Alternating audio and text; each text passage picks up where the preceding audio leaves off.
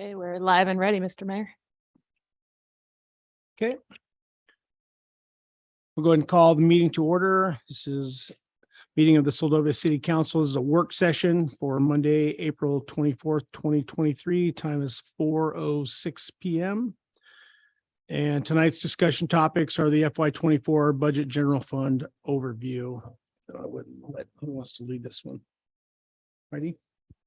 Thank you, Mr. Mayor. I'm just going to pull up screen share here, and I want to preface this conversation with, I know the last budget work session and the fee schedule, I kind of just went ahead and presented my ideas for moving forward as the administrator, and from my experience with working for the city for almost 6 years now. But I don't want that to be the end of the conversation. I want you guys to feel open to and I know you will, to provide any feedback that you see necessary. It's just it's an opening proposal and open for whatever changes the council sees fit. Oh, and I just lost Zoom. So give me just a minute and I will join the meeting one more time. Sorry about that, guys. But you should have a lay down in front of you, and this will be similar to last time, where I'll go through the presentation and then kind of jump back and forth between the presentation itself and then the document for the budget, which is just general fund. Here it goes, the signing back in. The special revenue funds or the enterprise funds are not included in this presentation. But we can bring them back up in another work session if there's more that the council would like to discuss with it. Let's see here.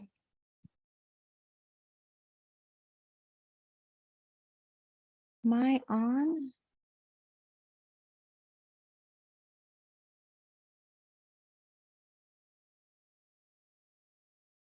I don't know what I am sharing to, but it says I'm on. Sorry, guys. Let's try this one more time, and otherwise I will just go off of the paper. We'll just go off the paper. It just seemed to work easier to be able to present as we go.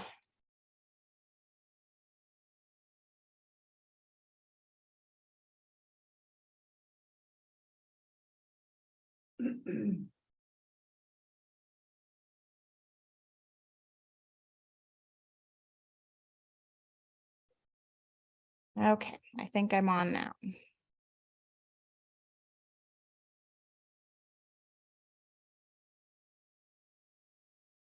Oh.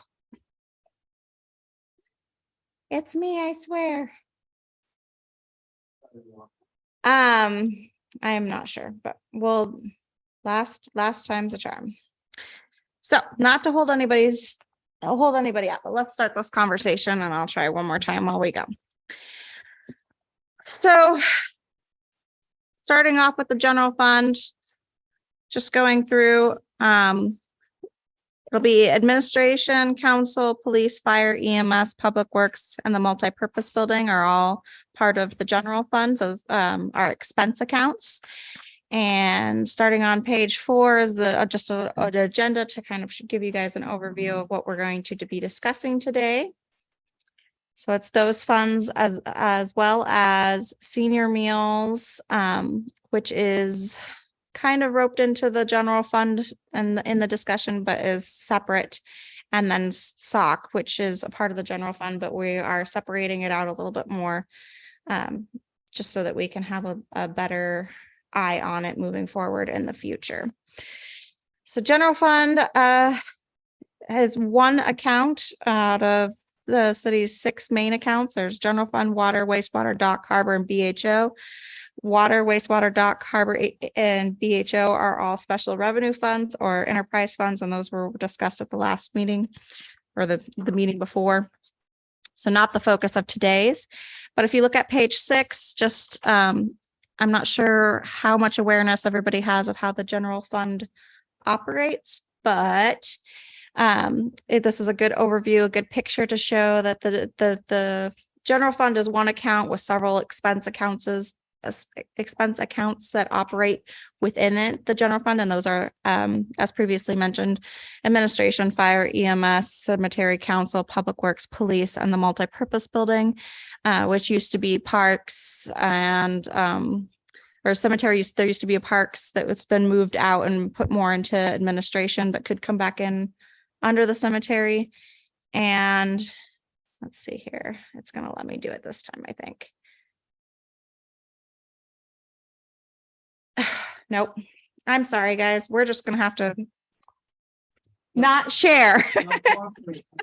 Every time I go to screen share, it just drops. I'm not sure what's happening. So I apologize if anybody joins on the public or Vivian, but hopefully you have your packet in front of you and you can run through with me. So the general fund is just a big pot. All of our money, all of our revenues come into the general fund. They're not split out by account. So all that tax income, rents, tax revenue, rents, any of those community assistance funds, anything that's designated towards general fund just goes into the general fund pot. And then the expense accounts are the separate accounts that are below, and that revenue covers those expenses. That's how that operates. For page 7 just gives you another idea of those funds and how much each fund, what the percentage of each fund is for the general fund. Those, the admin, council, SPD, SPDF, EMS, public works, and cemetery. You can see 52% is public works. It's a big chunk of the budget, of the general fund budget itself, which makes sense because that is our roads, a lot of our equipment, vehicles, buildings, anything that really kind of helps keep the city infrastructure going besides the extra, water and sewer, which is its own pot. You can see in page 8, the 5-year overall expenses versus revenues, that I wanted to point out that the city, and this is not audited numbers, this is budgeted numbers. I think audited numbers will come back a little bit better than this. We're still waiting for that for FY22, but you can see FY20 and FY21 for actual, the revenues did exceed the expenses. We're trending the same way for 22, 23, and 24. And I don't anticipate that changing. We are meeting our needs at this point, which is great to help cover the deficit. Going on to the next page, 9, general fund revenues. So this is where we'll kind of start flipping back and forth between the actual budget document and just laying out really what changes are being recommended. That first general fund overview page is going to be page 17.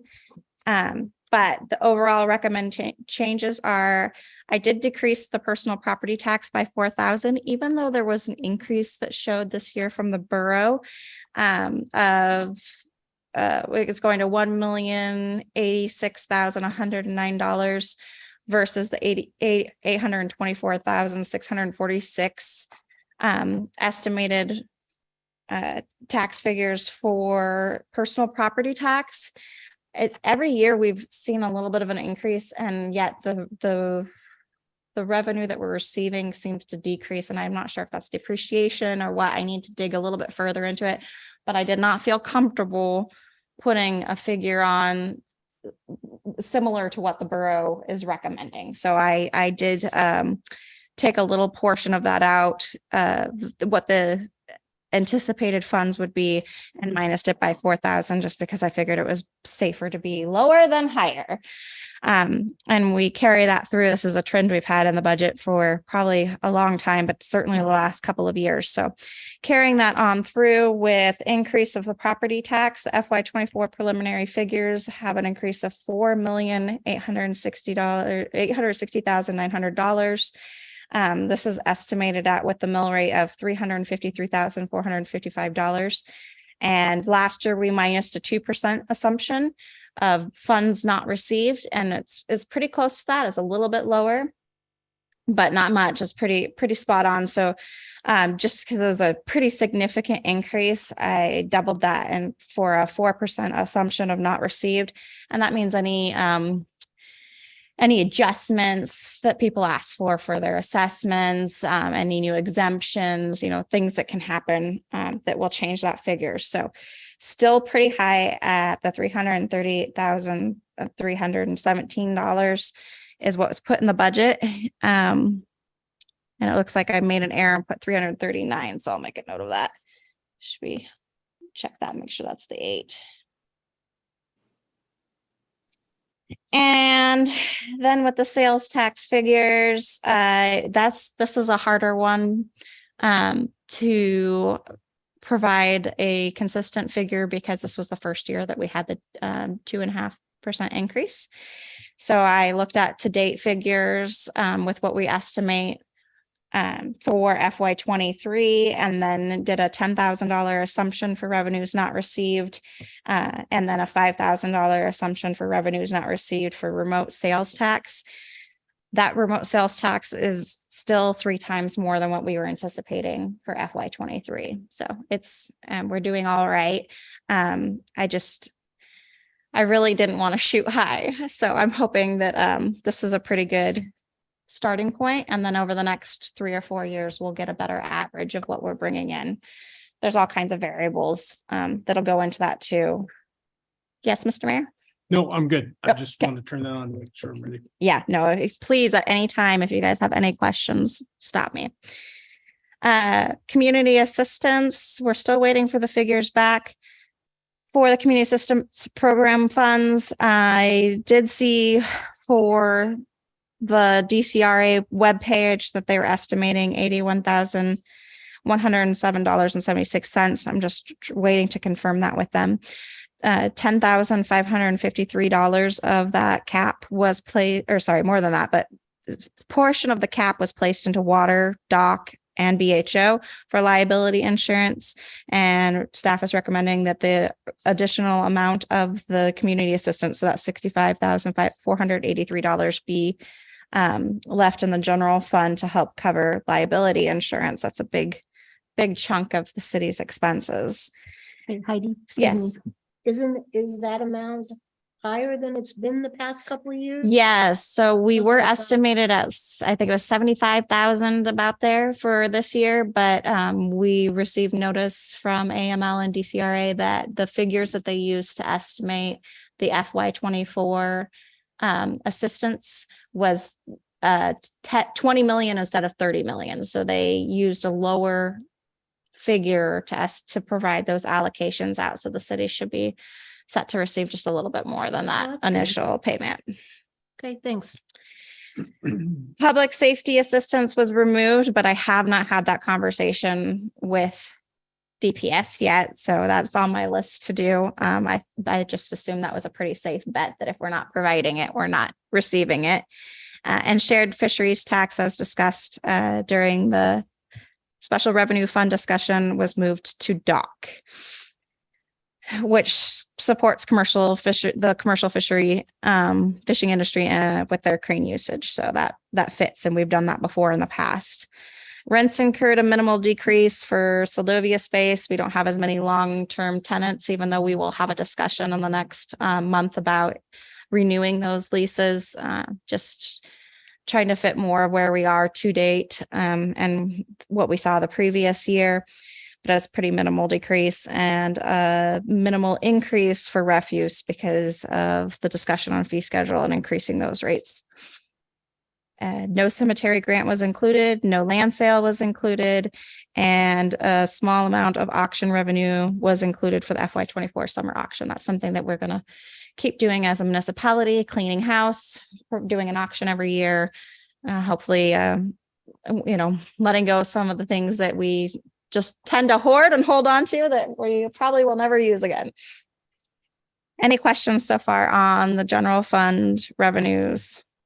Yeah, Heidi, if you could, this is Vivian. If you could elaborate a little bit on the personal property tax. So what we've been seeing is that it's been decreasing for a few years. And if you ask someone, are they going to be able to tell you what the answer is, why it's been decreasing? I can ask. I'm not sure I'm not sure what it is, but I will definitely ask. I know that for this year, for instance, we said we were going to bring in $17,062 for FY 23, and we're only at a little over 12,000. Okay, so whether or not that's people that are filling out their forms or whether or not it's depreciation or whatever. So that'd be nice to figure out what it is that's Yeah. going on. Yep. Yeah. Thank you. Because it is set to increase, but it's not something Yeah, that or we're if the seeing. borough's tax rolls are even, that gets tricky on that. Yeah. From my own experience. So if their rolls are even up to date on that stuff. So. Hmm. These were the figures of April 1st, but there's still room for adjustment. Okay, thank you. Any other questions off the bat? Okay, then we're going to move into our expense funds. Administration is the first one. So that will correspond with page 18 of the packet. And then I'm on the administration expense considerations, which is page 10. You did put in a travel increase from 2,500 to 3,000. That'll be, that's something if council doesn't want to see move ahead this year that we can decrease again, but there is an AML summer conference being held in Homer for 2023. There will be a mayoral conference. They're actually planning on coming to Seldovia for a portion of it, which is exciting. So trying to provide that support and see that little bit of participation coming our way will be great. And then we keep hearing over and over again how much it means for communities to be able to advocate for themselves, especially during the winter conference in Juneau, because that's when you have the opportunity to meet with some of your legislators, have those discussions, some of those committees. So hoping that maybe that is something that we can plan for in the next coming year. I've definitely found value in the conferences I've attended in the past and being able to make those connections and network and get the voice of Seldovia out there. I've seen some pretty cool things happen from it, but all ears on what council would like to do with that going forward. Office and supplies were increased. We're just seeing that they cost more, and that's for general supplies, papers, staples, toilet paper, cleaning supplies. Contract services are back to normal. FY 23 was adjusted and a little bit higher due to the appraisal that took place. That was split between administration and council. And there was an extra expense for fire extinguishers that we see about every 6 years that was taken care of. And we shouldn't see that again for a while. It'll just be normal inspection and maintenance of those moving forward. Repairs and maintenance are usually minimal, but we leave a small amount in the budget just in case. Utilities, phone and internet are decreased thanks to the multipurpose consolidation. Thank you, Radzi. And power was also lower than estimated for the last 2 years. I think that was in part due to how we're allocating and light replacements. That was really nice to see. Audit was split between admin, council, and special revenue funds. Freight, postage, dues, and fees remain minimal. And overall, the fund remains pretty steady with previous years, no significant changes in expenditures, and that even includes the 4.6% COLA increase. That's just because of shift of personnel between city clerk, city manager, some of the other things happening in the office, and the 3% health insurance increase and 10% general liability. So we'll see those throughout the accounts, but really it's not having a huge impact on that account. The biggest change for the administration is that there was an increase for audit because last year, all of the general fund audit was budgeted towards council. And this year we split it between council and admin. That seemed a little bit more appropriate since there's a lot of administration that happens for that audit process. Any questions? If you go to page 18, you can see that laid out. And some of the highlights are just what were discussed. And if you guys have any suggestions or things you would like to see with this account, I'm all ears.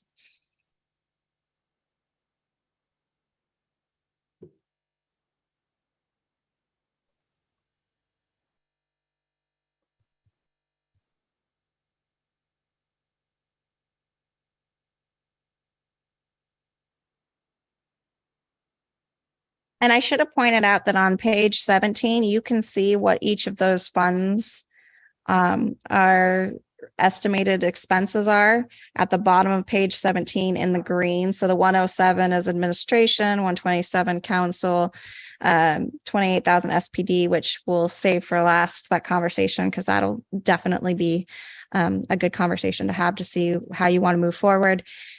Fire, EMS, and Public Works, and you can see how they compare to previous years.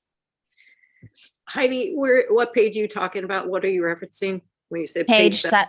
Yeah, page 17, if you want to see just an overall of what each expense account. In the same document we're in right now? Yeah, Okay, so I'm not, you don't have the document, well, Councilman? no, I got it. Yeah, I'm just looking in the green and I'm trying to find those numbers you said. They're on in- the far right under FY24 proposed. Okay. Okay, gotcha. Yep, it was off the screen. Thanks.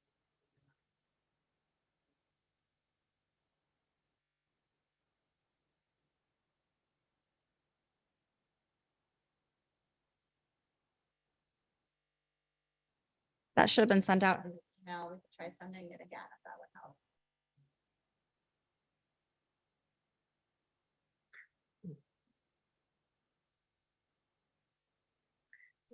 You know, Heidi, on that document down at the bottom, I'm not sure if this question is appropriate time to ask it or not, but could you clarify for me, and it's probably pretty obvious, where it says down at the bottom, Mhm. the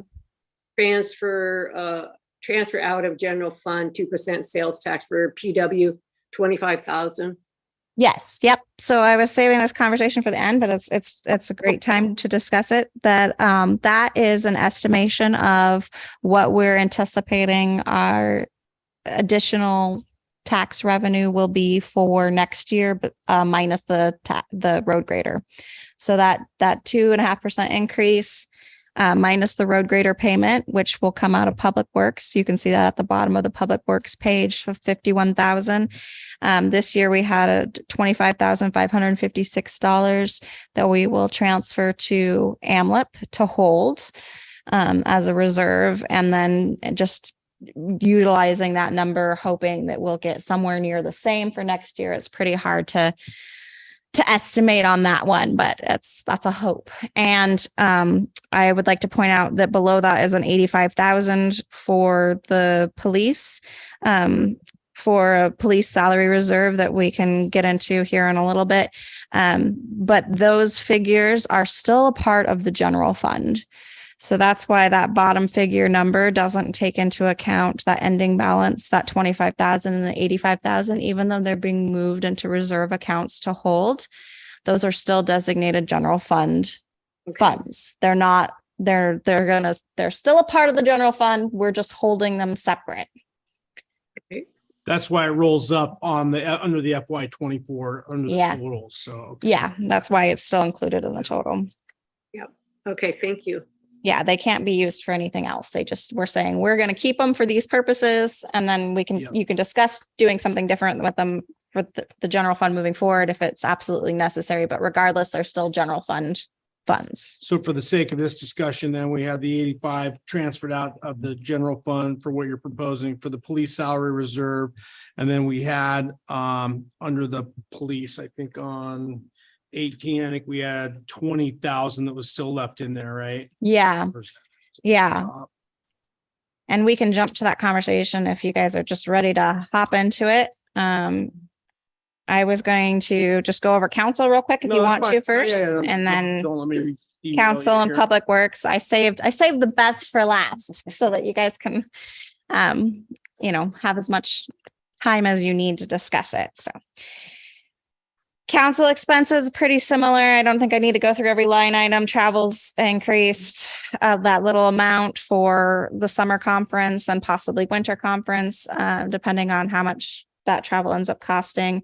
I know I'm hoping to attend the AML summer conference, and it'll be pretty light for me because I have places to stay in Homer.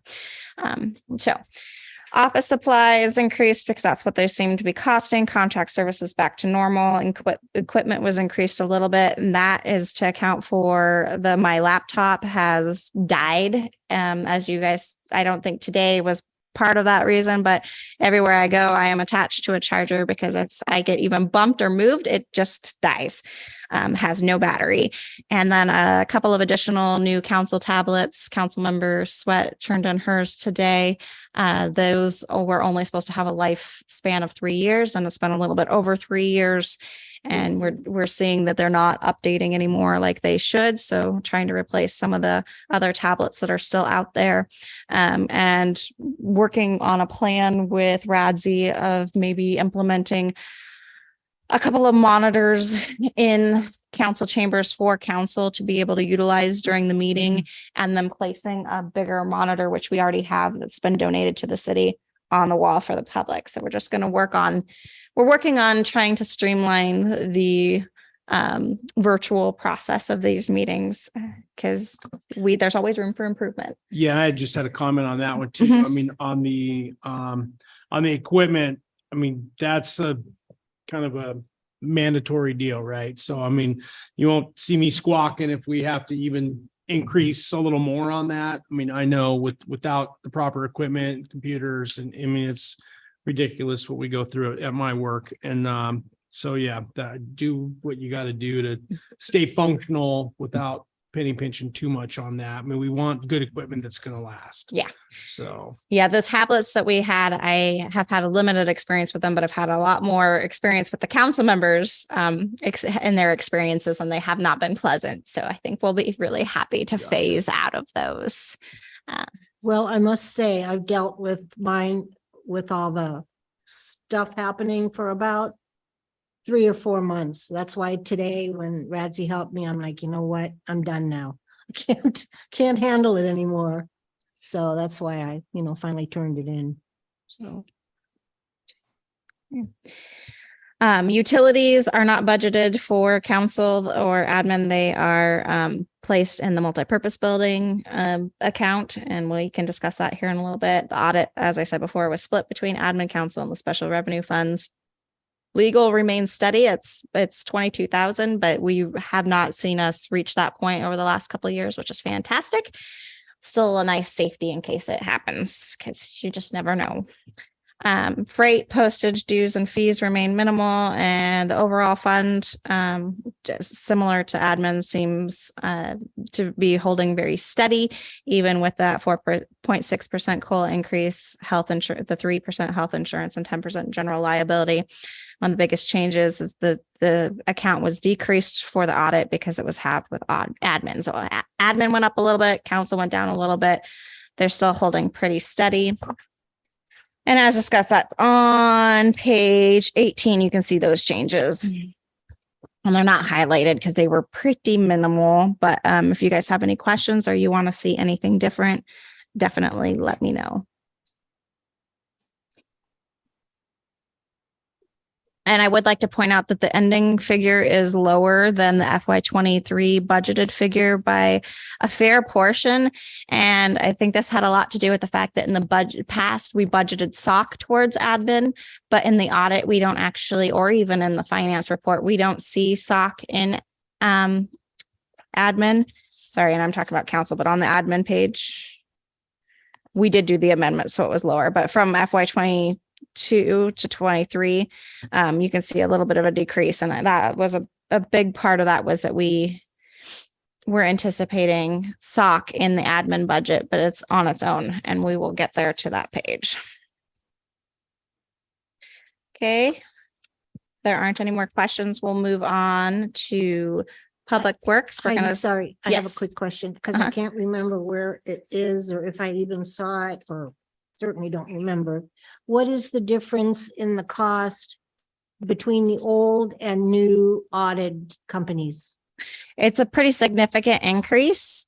I don't have the exact numbers in front of me, but we're looking about because we also hire out an outside firm to help us make sure that everything, all the all the audit prep. prep Right, is right. done, all of the general transactions are taken care of. Yeah, I remember that. It's about 65,000 a year. That's what it's going to cost us this last year. We're hoping to see a decrease next year now that if we stick with the same firm, we've been established with them. So it's not all the beginning costs of getting established with them. And then hopefully it's less audit prep as we go.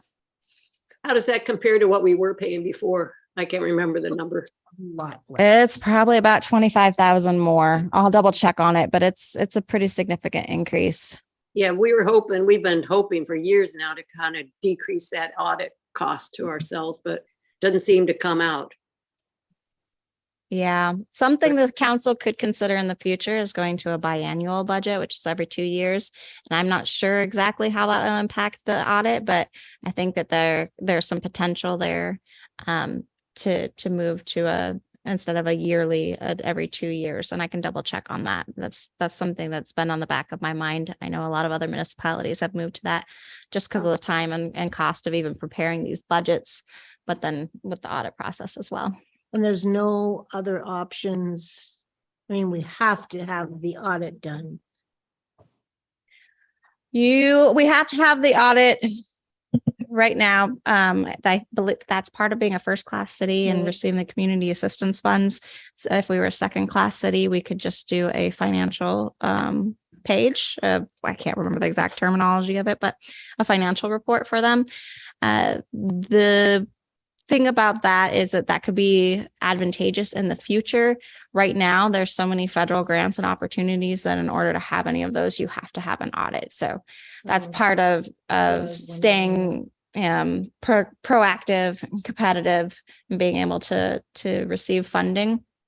But if there came a place where there was a little bit of a standstill and the city wasn't wanting to pursue some of those funds, there's a potential that you could work your way out of not having an audit. I don't know if that's something that the community, that'll be a bigger discussion if the community and council, if that's what you'd like to see, but it seems like there are a lot of advantages to having that audit and having that published for other funding agencies and the community to be able to see where the city's at.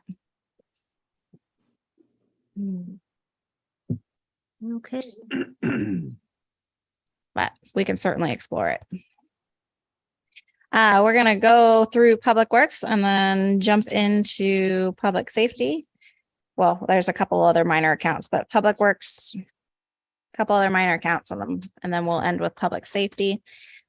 Slideshow for Public Works is page 12, and that budget page in the document is page 23.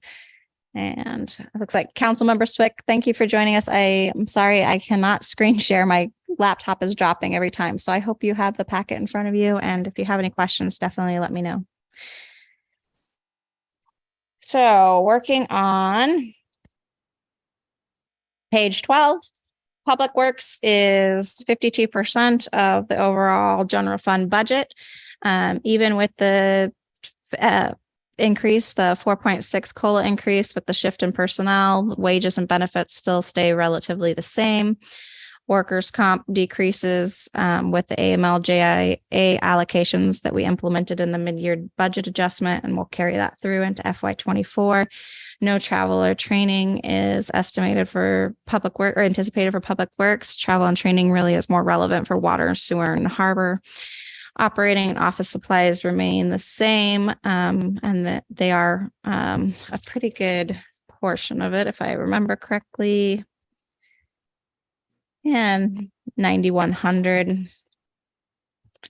And contracts and services was increased. This is something I would like.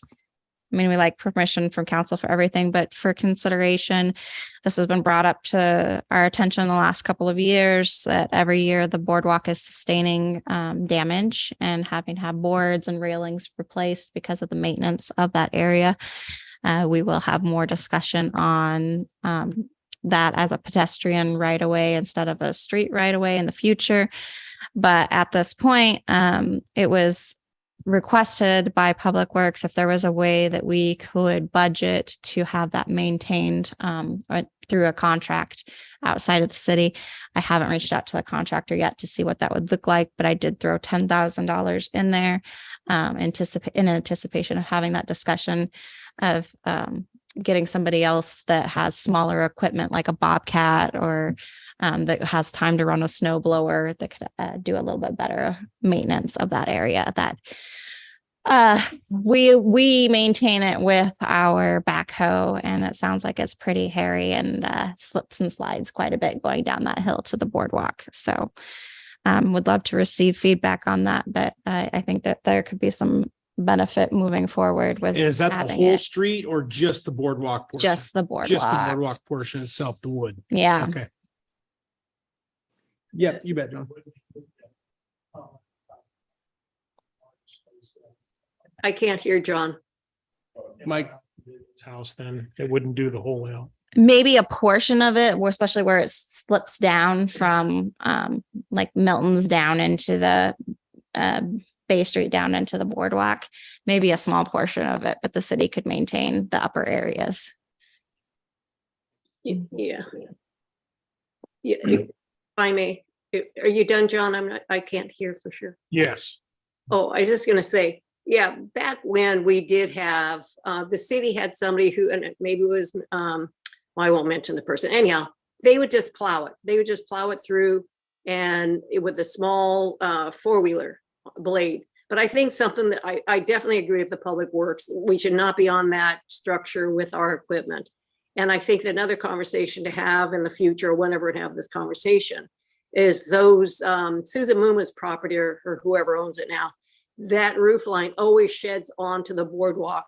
So we need to make sure that those personal properties that are either in the boardwalk or in the right of way or that are shedding their snow, they need to take care of that. The city can't take care of that for them.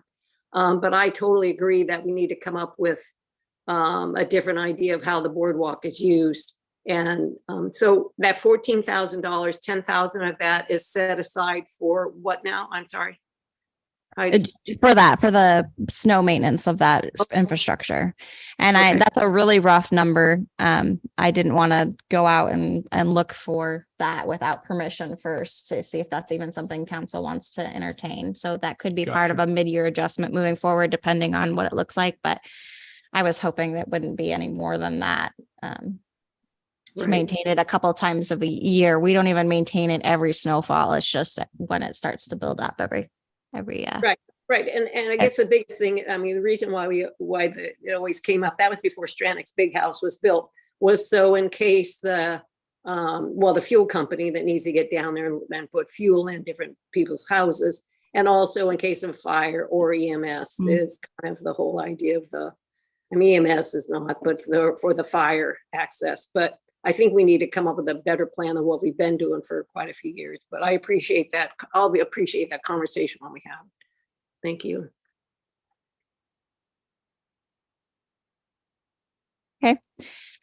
Well, that sounds good. We'll leave that there and see how we move forward with that in the future. Vehicles are included under repairs and maintenance, and we made sure to include a minimum of $1,000 per vehicle for regular service and upkeep. Some of them obviously won't need as much as that, but every couple of years they need tires, windshield wipers. We're servicing them every year and providing an oil change, etc. In order to help extend the life of that equipment. I'm really appreciative of our Public Works and how well they're trying to maintain our equipment at this time. Loader and grader maintenance includes an annual purchase of cutting edges. That's just something that we have to do every year. And I think for the loader, it's like $1,200 for those cutting edges. Oil changes and sampling.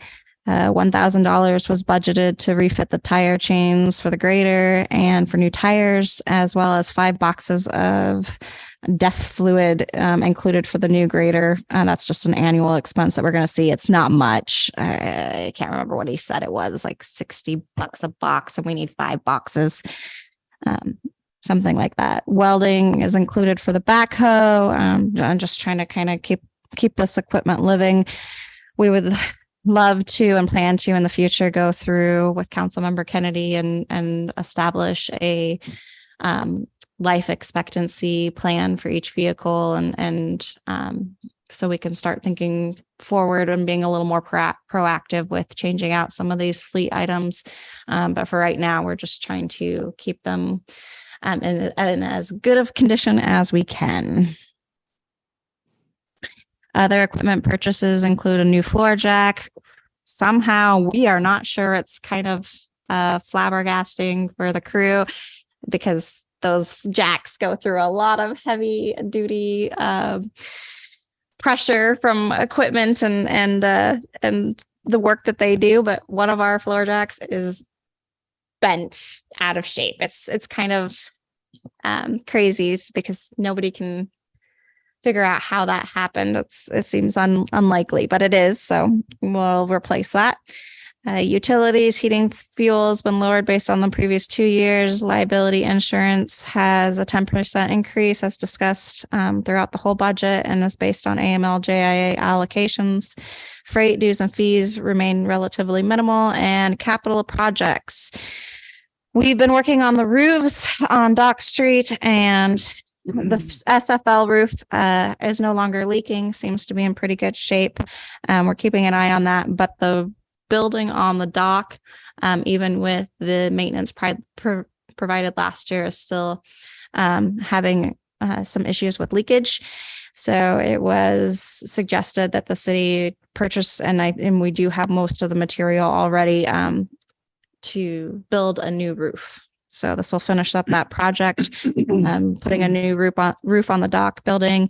And then 20,000, again, we do have most of the material. So the majority of this 20,000 would go towards labor as a capital project for the awning in front of the city office. I don't know if you guys have been down there recently, but we have this great wooden structure with an X across it, trying to hold up our roof.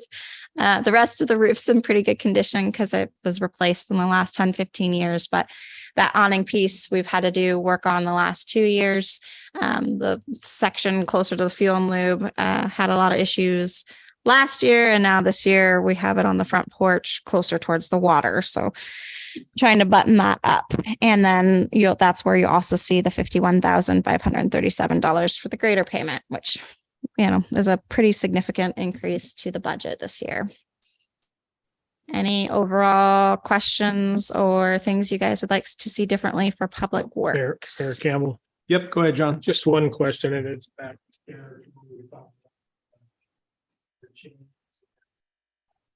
Mhm. What tires are we referring to there? Tires for the old grader and then tire chains to fit both of them. Yeah, I would really like to have a conversation about that old grader before we purchase tires for it. Okay.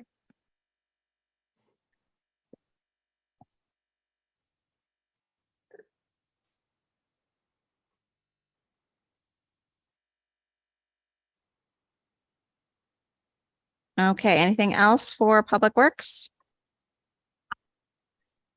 Then, in that conversation, it should be coming up in the auction conversation in the near future. So this is just giving us permission to start, to move forward. And then we can carry on through with that unless anybody has any other suggestions on it. Yeah, I don't, John, anything you want to go into now on that or? Please. I guess, maybe an update of where our last conversation was on that might be prudent for me. Was there ever a decision made as to what we're going to do with that grader? I don't think we had a final discussion on disposition. Yeah. So, Well, we replaced it with a new one. It doesn't make a lot of sense to keep a second one and that is in poor condition, and doesn't make sense to me to spend money on a second grader. It seemed like that second grader was used an awful lot this winter. I would venture out to ask our Public Works how important that second piece of equipment is, and then what is the cost for that importance? But it was used a lot this winter. yeah, I don't want to. I get that, but I'm very concerned about, a lot of the community was told that grader was not serviceable or usable. And now we're going to keep it in service. I just have big concerns about that. Right, and it does cost the city quite a bit. I mean, if you look at the budget, we are budgeting for, let's see here. For that old grader, well, it was moved down to 6,000 this year, but that is a big chunk of that is because it has a leak in it Right. right now that has not been repaired. So that still Hydraulic needs to pump happen. leak that Yeah. Cost 30 or 40,000. Yep. Okay, and what I'm getting at is, we're gonna need a backhoe replacement and other things, and I just, we've got a nice brand new grader that should be able to do all the work we got. And it just would make sense to me to let it go and that would be the prudent thing to do. And to maybe use whatever funds you could absorb from that towards something else that might be may not have such a huge cost for us down the road. I mean, the tires alone are $10,000. Yeah, I think we budgeted for a smaller amount than that. We had a line on that, and I can pull it up what those exact figures were, but I appreciate you bringing that up, Councilmember Kennedy. It is something that we have talked about in-house, and I know that Public Works was saying that it was the best year they've ever had before with snow removal, being able to run 3 pieces of equipment. I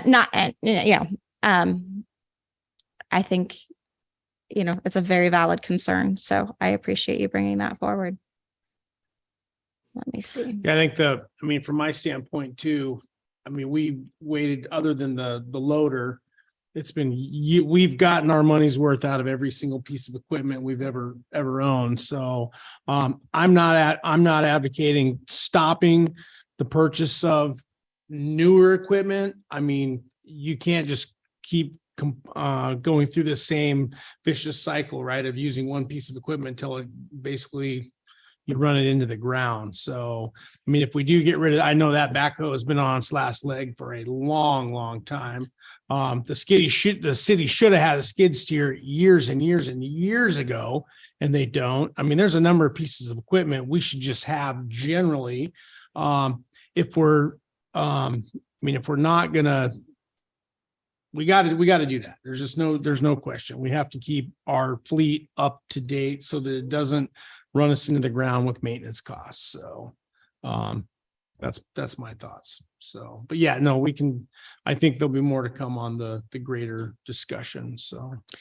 And we could move forward like this if that works for Councilmember Kennedy, and then plan to have a work session just specific to that piece of equipment in May or June. But I don't know what your preference is for that. I just wanted to make the point, and we should have a conversation at some point. Yeah. And I'm just not in favor of putting excessive amount of money in the grader. Yeah. That supposedly has holes in the floorboard and everything else. So. Yeah, and that should be part of our capital improvement plan too. On the Exactly. equipment side is let's just plan for it. If we say we're going to retire it, that's fine, but let's make sure we got something lined. I just come from that experience. If you tell people you're going to retire it or replace it, then we're going to retire it. Okay. I'm not saying that we didn't benefit from it, and that's great. But I don't know that we can continue to benefit from it at that rate over the next 2 or 3 years. When it does lose that hydraulic pump, then it's going to be worth nothing to nobody.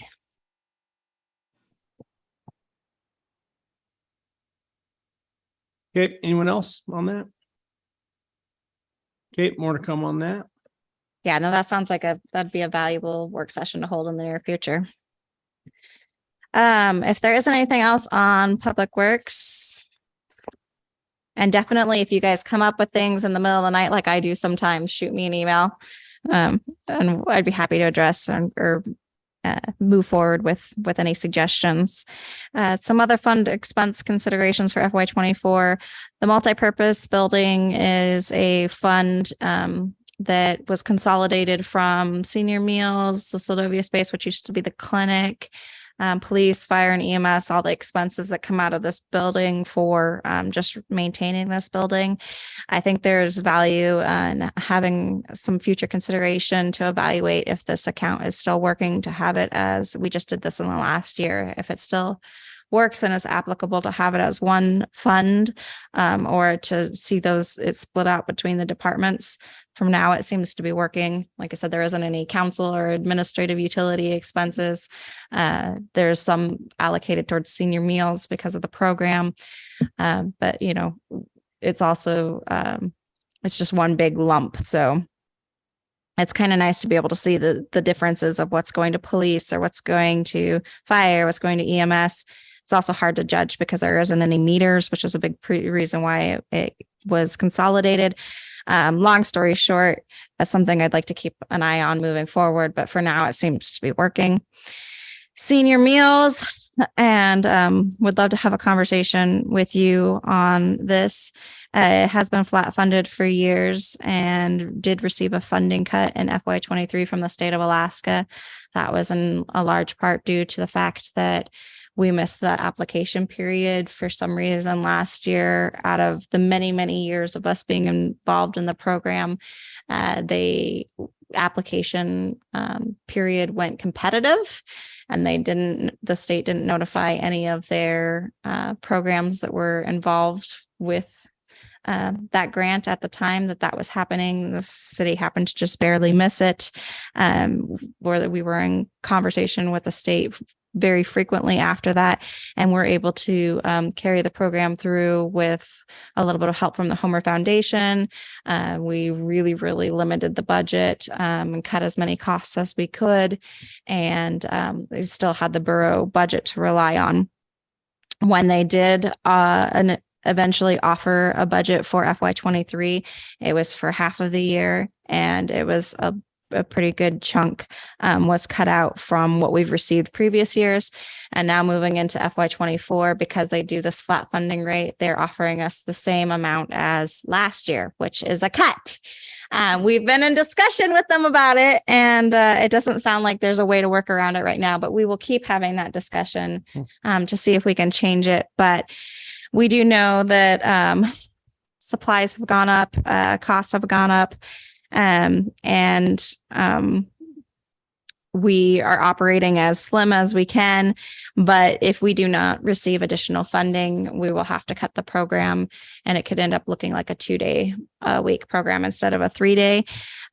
This is fund is budgeted for FY24 still for 3 days, because we did have a little bit of good news in that there's a Healthy and Equitable Communities grant. It's a leftover funding from COVID that they just divided this fund between all the communities in Alaska, and there's $10,000 sitting there for the city of Seldovia to claim. Is pretty much the way it was presented. Like, you have a proposal that works towards healthy and equitable communities, we have $10,000 to give you. So in speaking with them on what that means, we proposed, well, what about supporting our to-go meal program through senior meals, and got a response back. Absolutely. That's perfect for it. So asking $10,000 for that. And then we were told that we could ask for more funding even for that kind of a purpose. So we're asking for an additional $10,000. We did include in that request for $10,000 that a large chunk of it would be utilities, but a smaller portion, knowing that this kind of ties our hands a little bit moving forward in the future, but because it's only a 1-year grant, a smaller portion is to increase the salaries. Right now, it's our salary range is $14.40 to $17, depending on if the position is an assistant or a cook. And we've had a posting for that position of an assistant / cook, because they switch off by month for, what's it been? 4 months now, since December. We've had that position posted without a single applicant, which is a little bit nerve-wracking, because it's been such a good program. We've seen a great value to the community. And right now, I was told today we had 27 individuals take part in that program. So we're feeding a lot of people. We'll see more as it gets warmer and more people come back. And we're hearing really great feedback on the program, the way it's being run right now. But we do need a person. If we don't receive those funds, we may still consider cutting it to 2 days and increasing that rate a little bit, just because we can't we're not getting anybody in the position without it.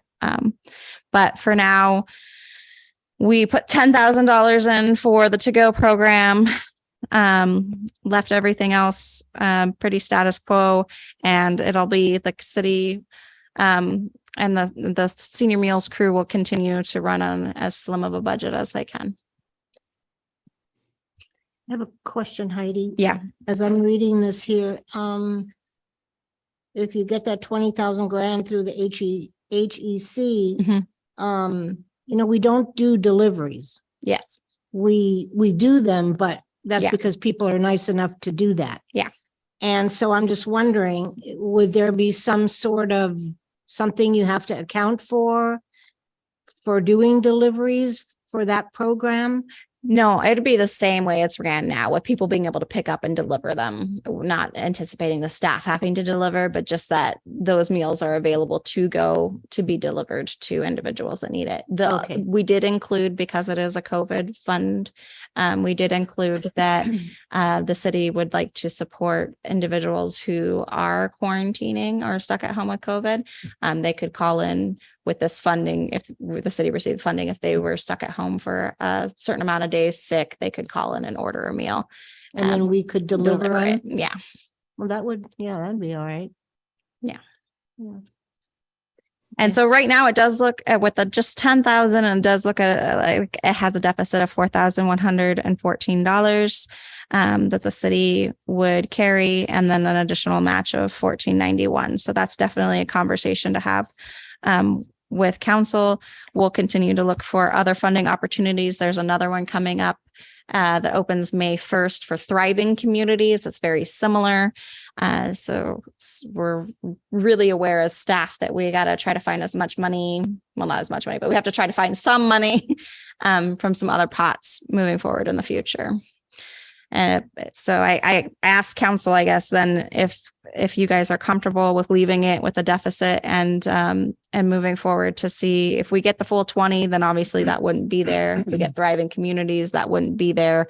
But we don't, I'm pretty confident in the 10,000, but the rest of them, we can only ask.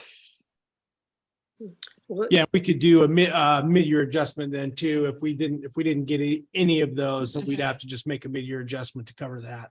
Yeah. And cut it. I mean, potentially, Yeah. I hate to talk about program cuts, especially when it's doing so well, but that's something we'll be definitely keeping our eye on is we may mid-year being say this isn't sustainable and we Yeah. can't keep offering 3 days a week. So Heidi, if we go to 2 days a week, would that take that 4,000 deficit out of there? Yes, I have one. I probably connect to it right. Great. I think the program is a great service to the community. And it seems like it's one of the things that there is money out there, and I really appreciate what the city office is doing, trying to find it, that funding. But if we went to 2 days a week, and again, if we could keep people who wanted to work for just 2 days a week, a minimal amount of hours, would we be out of that deficit? Yes. Okay. Okay. All right. Thank you. Mayor Campbell. Yeah, go ahead, John. How to the city manager, how far out do you think that grant funds? A couple months? Yeah, it's pretty quick turnaround. I mean, it's already Yeah. allocated to the city. We just have to. Yeah, I would And- just leave it alone and follow Jeremiah's plan. Mhm. Just like let it run the way we're doing it, and we'll change it if we have to in a couple of months if we don't get the funding. Yeah, I mean, are you comfortable with that or? Yeah, that's how I proposed it. And if Yeah. council's comfortable with it, I would like to see us, at least for the summer, be able to provide the meals. And then, I mean, $4,000, we could cover that in a couple of months if we went back to if we went to a if we 2-day switched to program. two, yeah, towards fall. Yeah. Mhm. I just have something to say about that. You're gonna have to remember it's, I mean, we're having a tough time right now filling one position. Mhm. And, if you do that and somebody's actually applying that needs that job, I don't know if you're gonna get anybody for 2 days a week. If you can't even get anybody for 3 days a week. Unless you up that cook position, the money a lot. Yeah. And couple other things I just want you to be aware of, that the cook we have now, she's very resourceful. She's she does a lot with not much. And I would venture to say there's probably been a little decrease in the amount of food that's been ordered, just from what I'm seeing and what we're ordering. So that's another thing, you know, you got to keep in mind, to get somebody that knows what they're doing and doesn't mind baking, doesn't mind, you know, I hate to use that term, reusing things, but you know what I mean, when you make a big batch of something, you stick it in the freezer so you can use it another time. She's really good at that. So, yeah, I mean, I understand the whole thing, but we'll just have to see where it goes, you know? Yeah, I think you bring up a great point, Councilmember Sweat, and that salary is a big piece of it. So we're hoping that some of this funding comes through so that we can provide an increase. Excuse me, one more thing. The salary is a big deal for somebody who needs it, Mhm. who has to pay bills Mhm. out of that salary, Mhm. you know, so.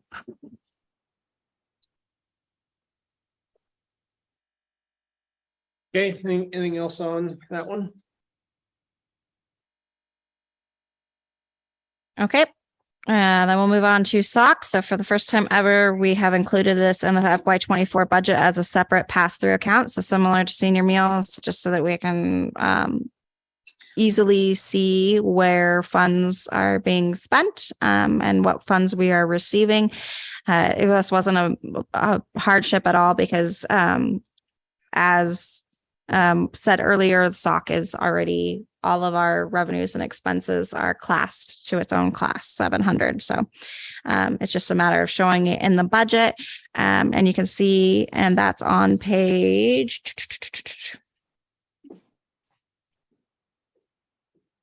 Let me pull it up here. 28.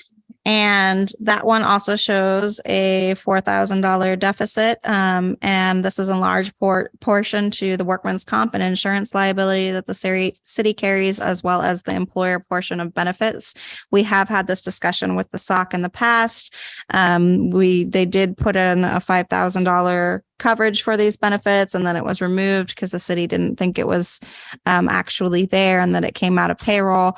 But as you can clearly see, that's why the initial conversation happened, is that it is there. And that is a conversation that I will be bringing back to the SIRSA board, that there is about a $5,000 overage that the city is covering at this point, a little less than that, because of those insurance requirements for holding employees. So I feel like we can definitely work on getting that back. But in the meantime, that's where we are at with our contract with the SOC. If I may. Yes. Originally, when we set up this program with the SOC, the city was just a flow through. So there should be no expenses Mhm. that the city is covering at all. Zero, zip, nothing. Because we basically set it up, the city was doing a courtesy for setting up the SOC, the SIRSA. And so I think that's pretty well understood, just maybe you need to be reminded. Yep. But no, there should be no expense to the city on that. Thank you. Thank you, Councilmember Rojas. We will definitely be having that conversation, and we'll be tracking it this way moving forward to be able to show that that is not occurring. Cemetery is another smaller fund that is a part of the general fund. It was previously established for a grant that was received, and I left it in there with a small amount. I think it was like $1,400 allocated towards the cemetery in hopes that the city will be able to still provide some support in keeping those improvements up to date for the cemetery and keeping some work done in there. It would be great eventually because we removed the parks, but just seeing moving forward, that's kind of just left under Public Works and administration, that it is kind of nice to see a little bit of a fund that is designated for some of those beautification projects, upkeep, maintenance. So I would definitely ask that we evaluate in the future moving forward if we want to have more funds as funds are available. I know they're tight right now, but to be able to dedicate not just to the cemetery, but for the parks themselves instead of just coming out of the overall Public Works budget. Yeah, and I did have a constituent reach out to and expressed concern or interest in wanting to have a flagpole. Would like to see a flagpole at the cemetery, given all the improvements we've done over the years. Now that you can actually see the cemetery again. Yeah, so that's something I said I would like to reach out and talk to you about. And she also said she was going to send a follow-up as well. So to the city email to try to get that, see what we can do about that. So That's great. We can look at some preliminary figures and get that into the budget for this year. Anything else for any of those programs? Okay. Then we're going to move on to the public safety portion of the presentation. And this is just a rough idea. So please give me your opinions. I know we've discussed in the past different ideas. Mr. Mayor's mentioned even just keeping the SPD budget in there as is, and we can definitely do that if that's the way the council would like to move forward. I liked the discussion that was brought forward by a couple of members of the public of still having a reserve account in case the city wants to stand up the department again, which we can at any time. We're not obligated under the MOA to not have our own department. That seems like it's a pretty easy language in the MOA to, if we need to end the relationship and start our own or just start our own, the city can at any point.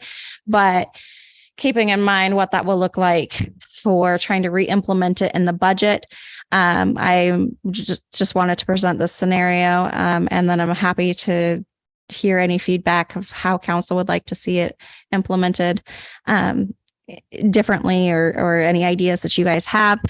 But thinking of that public comment about having a police reserve, I think that is probably pretty healthy for the city to have and implement, and it can sit in an account. We can have as many AMLIP accounts as we want. I think we're working on like 13 at the end of this presentation that we'll end up having, but with the different pots of MMR and everything, and that's fine. They just sit there, they do accumulate a little bit of interest. And then if we need them, we can pull those funds back out. It's really not difficult. The finance officer says it's not a big deal. And she's in support of having as many as we need. But you'll see in that initial general fund overview budget page, and that's page 17, like we discussed, the 25,000 for the 2%, and then below that 85,000. So we would just show that in the budget every year that's there. We wouldn't have to pull more than 85,000 in the coming years, unless that's something that council would like to see. I know Councilmember Kennedy mentioned maybe doing a portion this year and then a portion next year to help account for some of those extra benefits and insurance costs, which are not included in this 85,000. It's just the initial salary.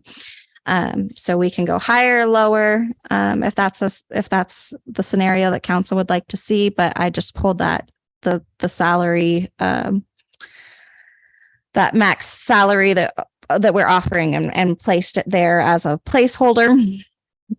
And then I also included under SPD, and I think we can keep that account there in the budget in case we do need to start pulling funds back into it. We can just keep it as a placeholder and utilize the fund as a vehicle to direct any funding that we want to direct towards the VPSO program. So if you go to page 20, you'll see that the proposal zeroes out the wages and salaries, because that'll be moved into a reserve account, and then zeroes out benefits, which are not included yet, but there is a living stipend, 24,000 that's included. That's just an initial proposal of 1,000 a month for 2 officers. You go higher, you can go lower. I did provide an email from Michael Nemeth with API at the end of this packet where he specifies what their program needs are, and that by Alaska statute, we do have to provide, or a holding facility and office does have to be provided an internet. That's something that they need. So they very much are hoping that we can continue to support that portion of the budget for the program. They said fuel would be helpful. The utilization of the truck when needed would be helpful. And then, of course, living stipend is nice, but not necessary. It's, they've seen it have good success, as he's discussed in the past discussions with council. They've seen it have good success in other communities. They did include their salary that they have proposed, or that they advertise, and that range does look like it is $65,890 to $78,799, depending on experience. So I'd leave that up to you guys if you want to offer a living stipend and what that looks like.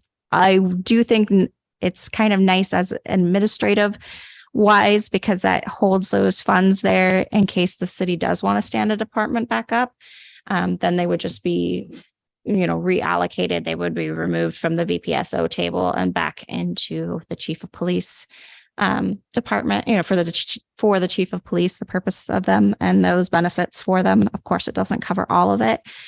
Repairs and maintenance were left in, and that's just general repairs and maintenance for the office.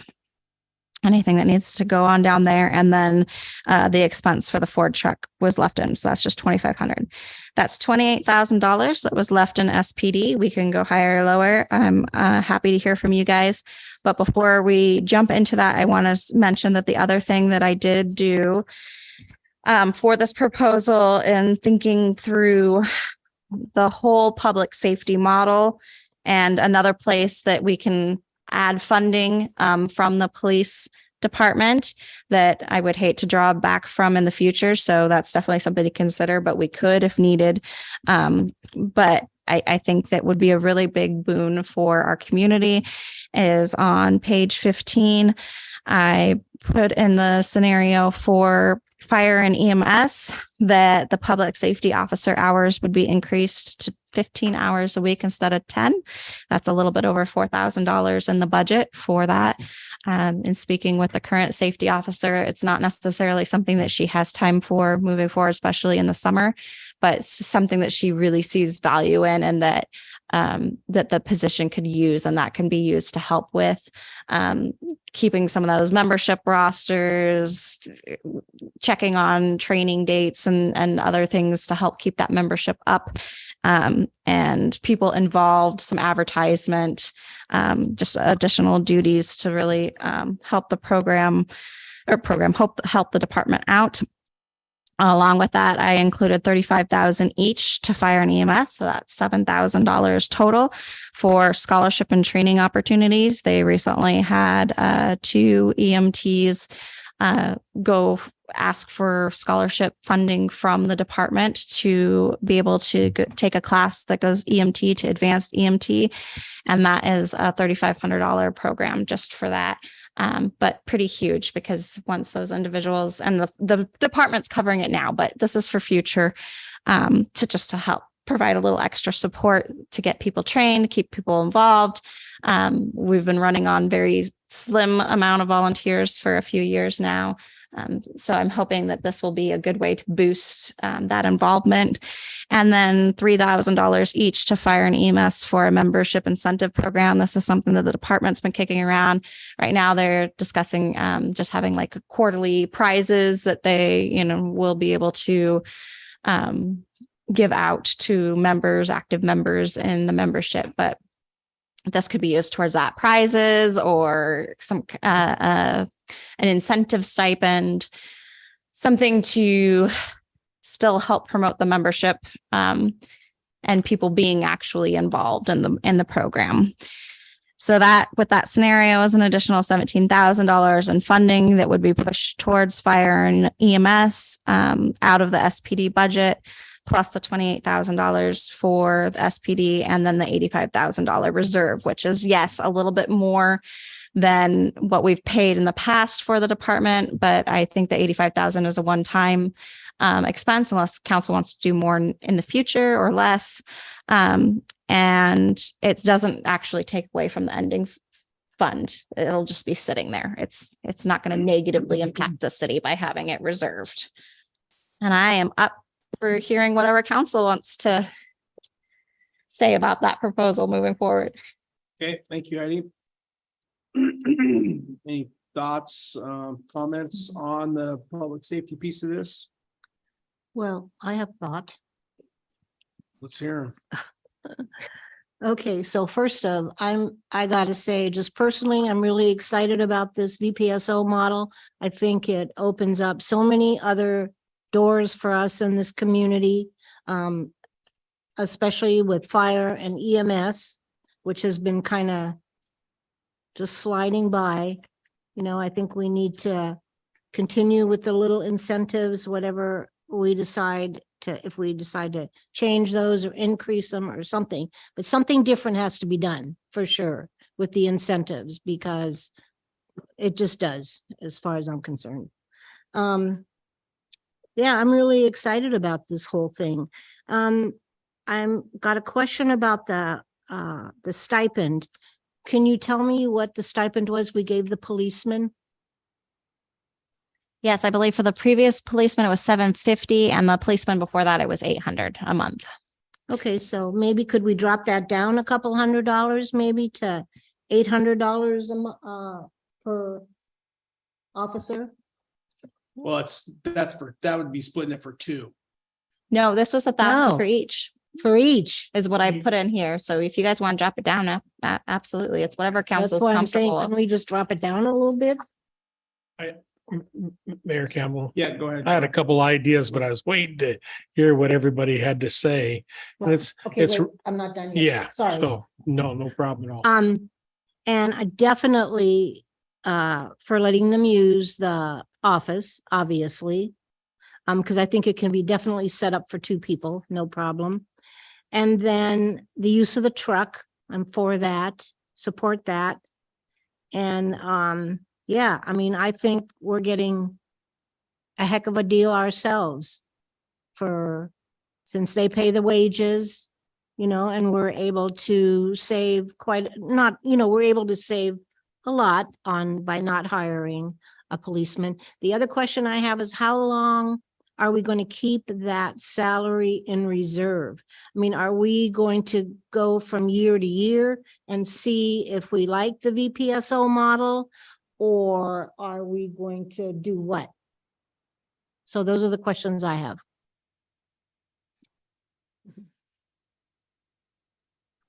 I'll go next. You want to let John go and then we'll Yeah. just hear everybody out and then we'll just figure and go back. Okay. So I have no issue with the building, letting them use the building, the power, the internet. And as you know, Heidi and Jeremiah, we've all had conversations about this. I learned some new stuff again this week. And I have a little bit of heartburn with the amount of the stipend initially, not so much that I don't think they deserve it, but the first officer is already living here. And the beginning wage is somewhere between 65 and 78,000. At least it is a starting livable wage, I would think. Okay. And part of the reason I was so willing to move forward with just and look at the second VPSO is because of the concerns of every 2 years we're having to replace somebody. And it's just frustrating. So I'm wondering if we couldn't get in for a smaller amount initially with some type of longevity. If they're here 2 years, maybe they could get another 250 a month or 500, whatever it is, and maybe build it up over 5 years. Just a thought. I'm not dead set on it. I just don't offer everything all at once is all I'm saying. And then the big awakening for me is I kept saying the truck is an asset, for the department. And I was not aware, I knew there was a huge cost to upfit that truck. But I was not aware that it was pretty near the value of the truck itself. So I have no issues with loaning them the truck for 3 years, but I'd like to see them if they have money in their budget to purchase a truck on their own, even if they purchase our truck. Because what are we going to use it for? It's not really going to fit in our maintenance program, And I would think by the end of 3 years, we're going to know whether we're going to stick with the VPSO program or we're going to restand this up. We'll know in 3 years. And I think we'll probably know after the first year. absolutely. Yeah. And I agree with Bobby. There's a lot of benefits for us to go this route with this VPSO because it does open up some funding, What did I miss here about this? What else do we have involved with this? Yeah. So really my only heartburn is the amount of the money, the stipend to start. Mr. Mayor, if I may. Yep, go ahead, Vivian. Yeah, I agree with the council members who have spoke to this point. I agree with the idea of maybe dropping down the stipend a little bit. And I think it's a great incentive to, as John said, that builds maybe the longevity and appreciation, added $250 a year or something like that. So I am in agreement with that. I'm also in agreement of taking the 85,000 as we discussed and put it in holding until we figure out what we're going to do with it. And then also, I thought I read, and I'm not sure where I read it, the letter from Michael from APIA, where he listed what they would appreciate, what they would cover. And I thought gasoline was actually covered on his end. So if he said gas is something they cover, then let's let them cover it. And then as this goes on, as we see how this program is going to work, we can see how else we can help out. But I think I would like to see us move a little bit more slowly than jumping in hook, line, and sinker to the proposal. But I am definitely excited about it, without a doubt. But just I agree with the other council members. Let's look at that incentive per month a little bit less. And the truck, maybe that is a good idea to have. In 3 years, the truck will probably be somewhat obsolete with whatever a police chief needs in it at that point if we revert back. But those are considerations, but I'm all in favor of supporting the VPSOs in every way that we can to help them, but help them get through the position here. But John's absolutely right. If the starting wage starts at 65 or 68,000, that's a pretty good living wage. And I know the range, if they have the experience, I mean, they're up to 180, 90, and 100 and some thousand, but that was a surprise to me. I didn't realize they were paid that much. Thank you. That's it for right now. Yeah, thank you, Vivian. Jennifer, your hands up. Yeah, can you hear me? I have an internet problem. Loud and clear. Okay. Yeah, so I don't really have a problem with the truck. I'm kind of with John that, yeah, he said that he could put it in his budget to get a vehicle. And, hopefully whenever that happens. In the meantime, if they need use of the truck, there's no reason to not let them use it. I don't feel like the plan is that he's going to be driving around all the time anyway, because he's bringing back a Polaris or whatever with him. The stipend, I guess I'm on board with lowering it a little bit. I really have no problem giving them a stipend. I think that's a great way to try and keep people around. I know I have heard some thoughts of, well, where's the rest of the employees' stipends? But we can't really go down that road. I don't know how you argue that. So as far as setting aside this 85, I get the purpose. But correct me if I'm wrong, Heidi. If we decide to, say, I mean, I hope we're not making a decision that within a year we're saying, why did we do that? Let's go back.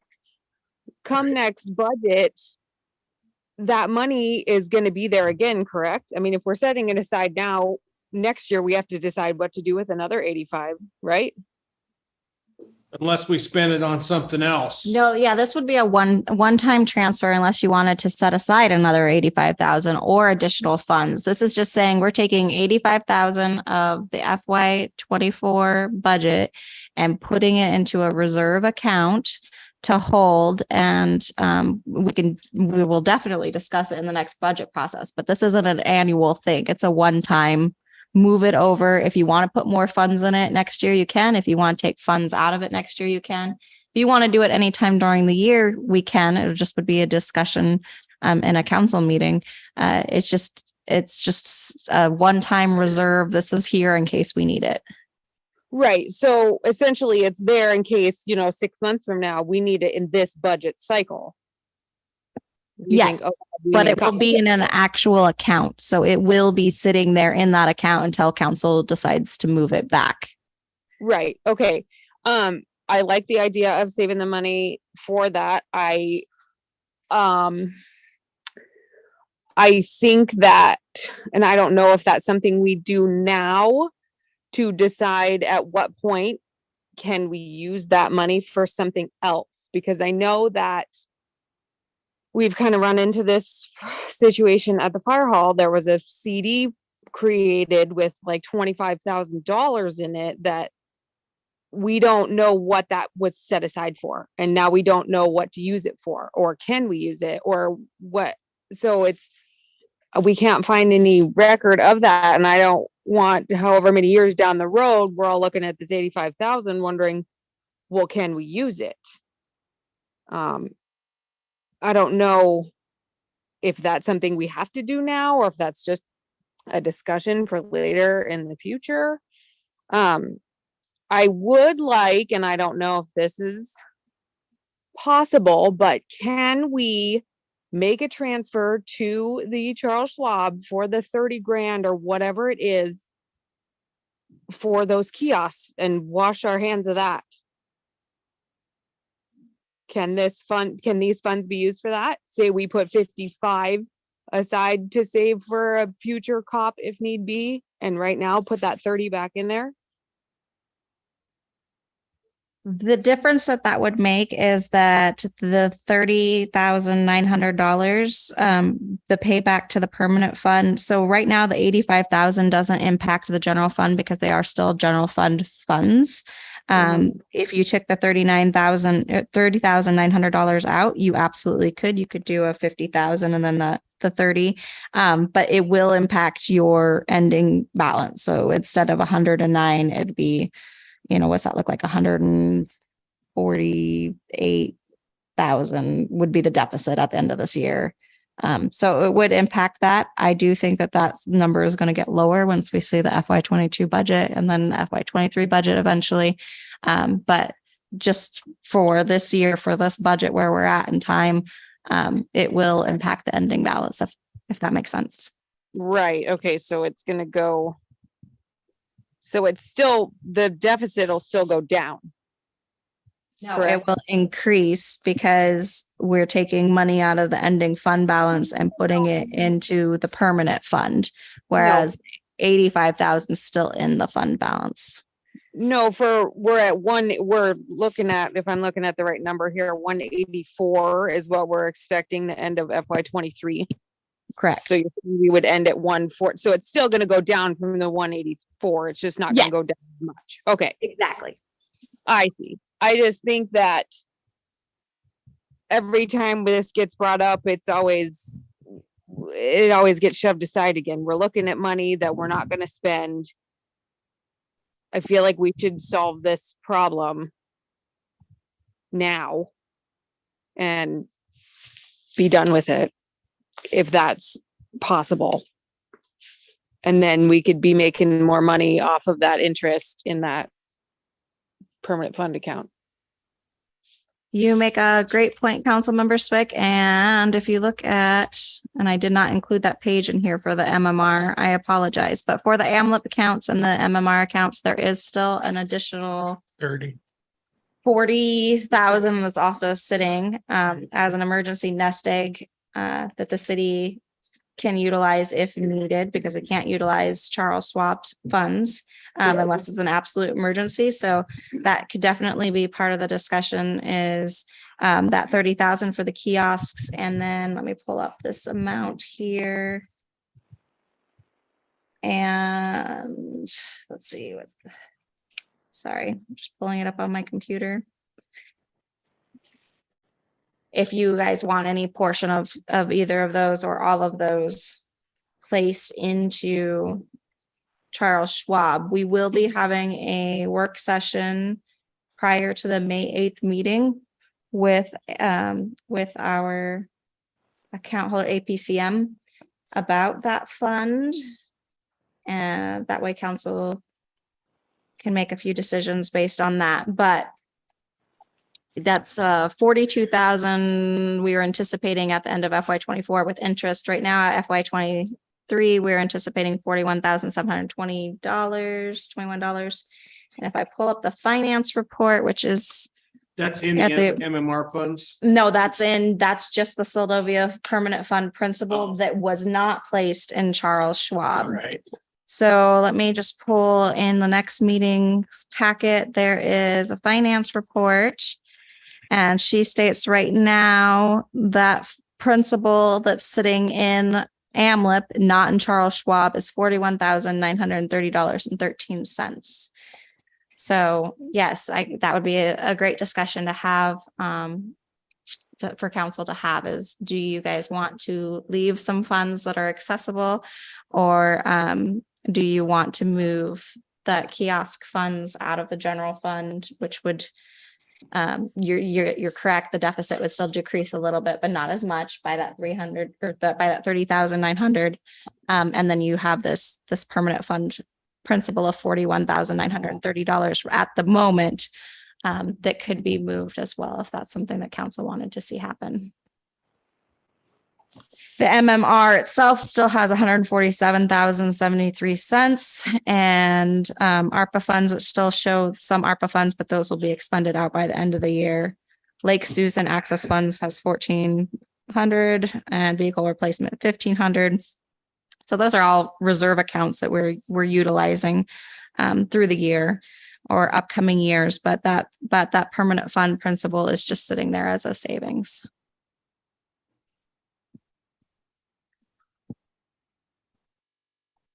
Anybody have thoughts on that?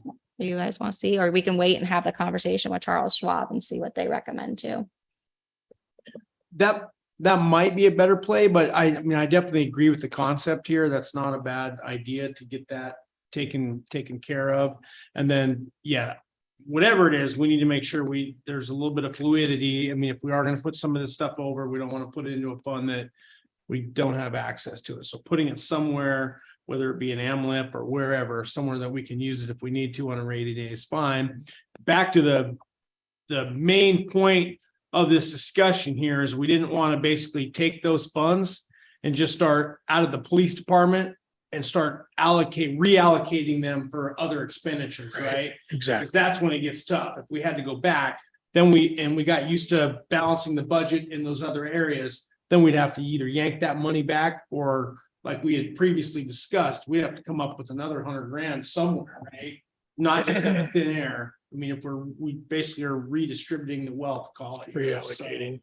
I think whatever we do, keeping it, whether it's in keeping it all for a rainy day and not reallocating any of it is a good idea, other than maybe paying off that expense of the $30,000. That's probably not a bad plan here.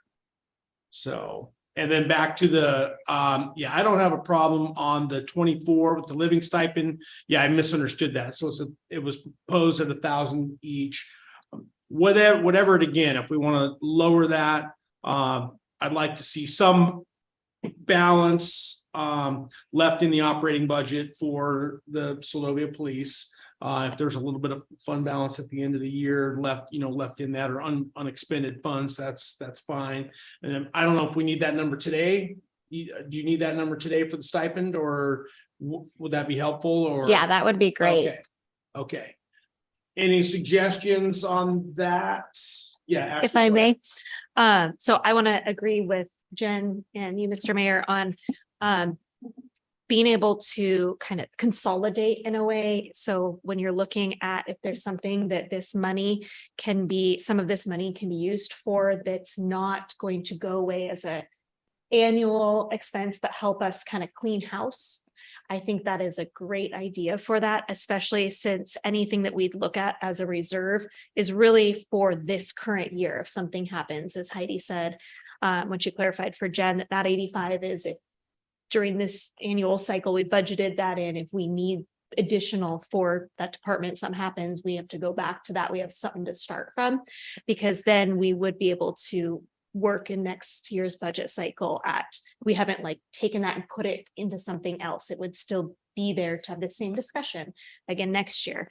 As far as what we'd be allocating to the VPSO, I've kind of gone also back and forth. I would like to see that we started at $500 per, especially based on what we did for the SPDs before. I think that's a great stipend to be getting a stipend in general is always a great thing.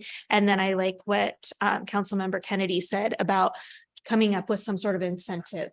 I think that helps in retention in both ways. We're giving something up front, but you don't get it all. Show us what your work is, your worth, invest in the community, and we're going to keep investing in you and reward you for that. And we have the potential to do that. That could be increments of $150, $200 for X amount of years, building up to 1,000 if that's what we thought was appropriate.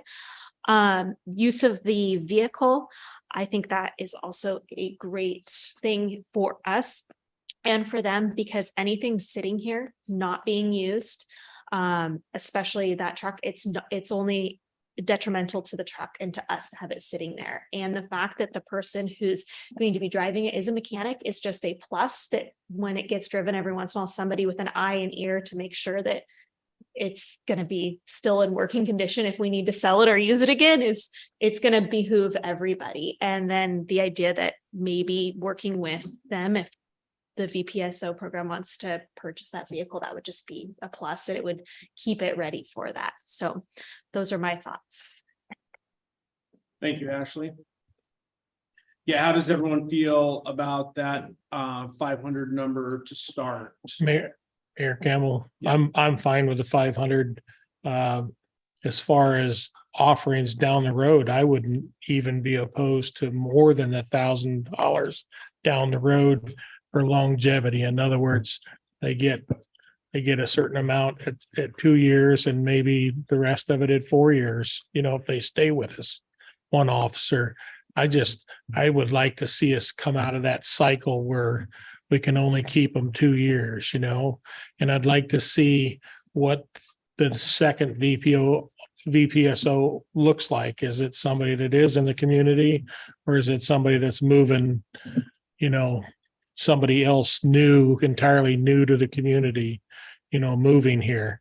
If it was somebody entirely new to the community, maybe that might be a different deal, for me. Yeah, the bottom line here, John, I think is, the whole purpose of that is we know the cost of living is high, it's high for everyone. And the intent of that is to help for retention, right? Right. So, Right. year 2 or 3, call it Right. retention, call it what it is. Whatever it is, Right? right. And then build in an increment plan. Now, yeah, it'd be great if we could do that for everybody, but Right. we have an opportunity right now, starting anew for this program, Right. to do something like this. We give it a try. And we go. So, in the interest of time, because I know we're already 5:45, we've got a regular council meeting getting ready to start here. Unless there's any objection to starting this at 500, you're good, Harmony? Everyone's good? Vivian and Jan, you guys good with that? I'm good with the 500. And I think when we're doing the negotiation, we can just very vaguely say that the incentives will continue, but we don't need to go into details about percentages. But I'm totally comfortable with the 500, yes. Yeah, I mean, I think that shows some, genuine, trust from the city, and what we said we're gonna come to the table with something, and it's a starting point, and then we see how it goes year one, and then we move forward. So, did you have a follow-up, Bobby? Yeah, I'm okay with 500 a month. It won't even buy a month of fuel, but whatever. But I would definitely like it that we let them use the truck. And I know they said that the fuel, that it would be nice if they have it in their budget, they'll pay for the fuel, but do we want to say we'll pay for the fuel or not? And make I that, think what we do right now is leave the 85 status quo, and we figure out what we're gonna do with that here in subsequent meetings. But we can handle, if there's a shortfall on this, with that 85, we can do a mid-year adjustment or an adjustment at any time we want, if we needed to pull some of that back. As long as is liquid, that was my point to that. We could pull some of that back if they came to us and said, yeah, we've got everything, but we don't have fuel or something. Then the discussion starts again. okay, So I So- don't think it's a non-starter. so the 500 a month and then the office space and the truck, the use of the truck, Okay, are those, that's what I have. And then, so I like where you're going with that, Mr. Mayor. I can change that living stipend to 12,000. And then how about instead of doing the reserved account for this police salary under the general fund, we just put in other 85,000 and it just sits there. That will increase the ending fund balance, and it'll make some changes to that ending fund balance, but it'll be there under the police department. Yeah, it'd be under the police department, and we know that we're gonna deal with that here through the budget cycle, or even if it's a little after the budget cycle, at some point, we'll get that cleaned up, figure out where we want to, if we want to pay off the 30, whatever we want to do here. Okay, we'll just leave it under Yeah, I don't other. think we have to decide all this today in the interest of time of keeping things moving forward, but that money's safe right there until we're all on board. Perfect. Okay. Other it is. And it will impact the ending fund balance, but I think it is going to be just fine, because there'll be some fluidity to it moving forward. And then, so the last part of the discussion then really focused on the general fund expense overview. Just wanted to point out that really the city is making significant headway towards closing the deficit. The funds set aside for the 2% sales tax and the police salary reserve account would not negatively impact. I think it will impact that ending fund balance with it sitting in the police fund, but that's okay because if we don't use it, then we don't use it, but it's still there budgeted in. Let's see here. Sales tax revenue is hard to average or account for trends with only 1 year. We've talked about that. Property tax increase is significant due to new construction and assessments going up. And the current trends show the city being in the black by fiscal year 2026. I think you guys should be pretty proud of that. Over the last several years, the city's made some pretty significant strides towards closing that. And just really, if there's anything else that you guys would like to see, please let me know. We'll present this at the May 8th meeting, introduced like this, then with that fund moved in with the 12,000 for the living stipend, the 80,000 as the other. It'll change that ending fund balance by that 12,000 minus 85,000, but it'll be there, knowing that it's permission to spend it if we need to, but if we don't, then it's fine. Everything else will stay the same unless you guys have anything else to add or change before that time, May 8th. Any additional thoughts on that? Everybody good with that? Okay, Vivian, Jennifer, you guys good with that approach? Yep, good with it. Thank you. Yeah, I'm fine. Okay. Let's see, any comment? We've got, anybody from the public wish to comment? We don't have any members of the public online. Okay, nobody online tonight? Oh, I'm sorry, Stephen is online, but his hand is not raised. Okay, no hands. Okay. All right, well, thanks for the discussion. Yeah, it looks like we're looking fairly good on that. So we're making slow headway here. We're making some headway, so that's good. Obviously super excited here to get the VPSO underway along with everything else. So spring it's trying. All right, unless there's nothing else, we'll take a quick 10 here and come back for the regular meeting here at 6. We'll go ahead and stand in adjournment. Thank you. Thanks.